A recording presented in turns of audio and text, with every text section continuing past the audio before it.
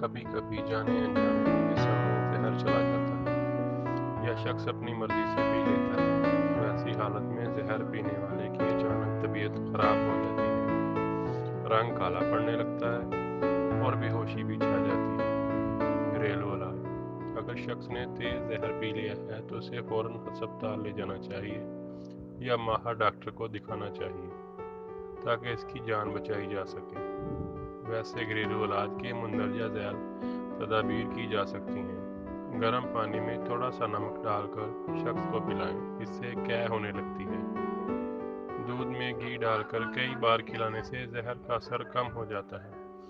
اگر مریض نے سنکھیا کا زہر پیا ہے تو اس کو چٹکی بھر کافور اور 5 گرام ارکے گلاب دونوں کو ملا کر پلانے سے سنکھیا کا زہر ختم ہو جاتا ہے۔